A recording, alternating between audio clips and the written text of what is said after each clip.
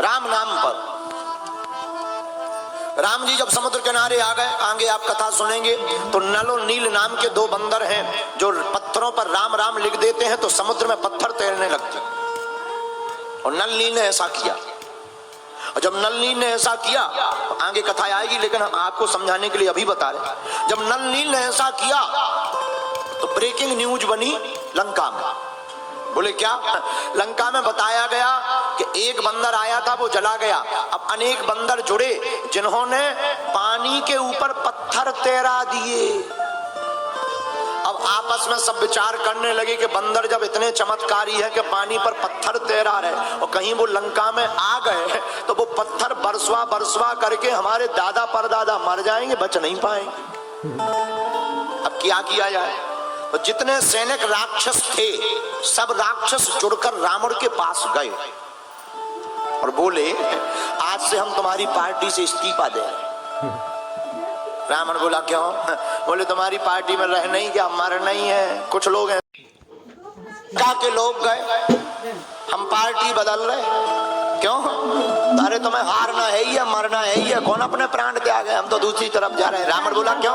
अरे बोले वो इतने चमत्कारी हैं, पानी पर पत्थर तैरा देते, तुम जानते हो चमत्कार। रावण बोला ये कोई बड़ी बात थोड़ी है, वो अगर पानी पर पत्थर तैरा देते तो हम रावण भी पानी पर पत्थर तैरा देते।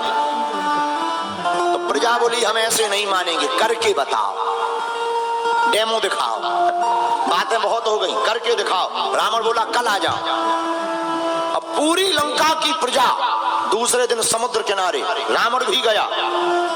रावण ने कहा पत्थर लाओ। अब जिसका राजा मूर्ख हो, प्रजा तो और मूर्ख है। प्रजा ने मन में विचार किया छोटे छोटे पत्थर क्या लाना है, जब तैराना ही है तो बड़े बड़े ले आओ।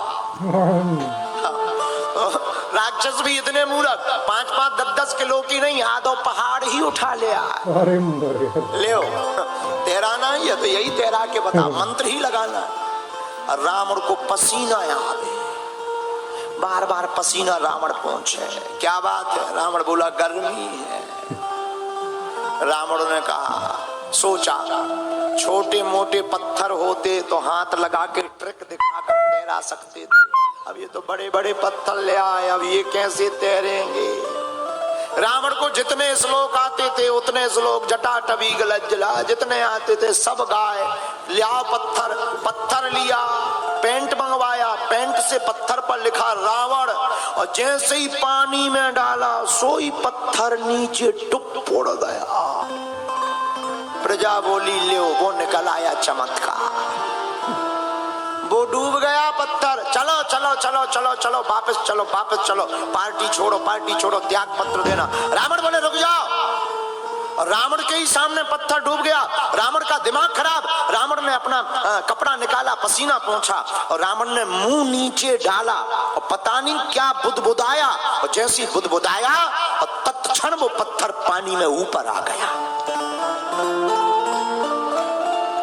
पानी में पत्थर आया ऊपर, सब जय जयकार करने लगे। लोग कहने लगे देखो भाई बात तो सही है, अगर बेचमत्कारी है तो अपने राजा भी क्या कम है। जय जयकार करने लगे, अब नहीं हम पार्टी छोड़ेंगे।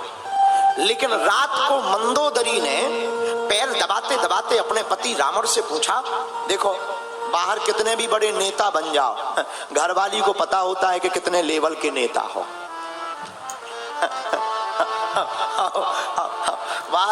बाहर तुम कितने ही बड़े गुंडा बन जाओ, अच्छा बाहर तुम चाहे जितने कलाकार हो, घर पे कोई कलाकारी नहीं चलेगी, कोई राग काम करेगा ही नहीं, वह घर पे तो अनुराग ही काम करेगा। तो बाहर कई लोग हमने ऐसे देखे, एक हमारा चेला था बहुत दबंग गुंडा, सब लोग डरते थे उसके सामने। भाई साहब कहते थे, एक बार बोला गुरुजी आप हमारे घर आओ, हम चले गए, घर गए। जैसे ही गए तो बैठे, आरती हुई, हमने कहा बेटा चाय बनाओ। उसकी पत्नी पता है क्या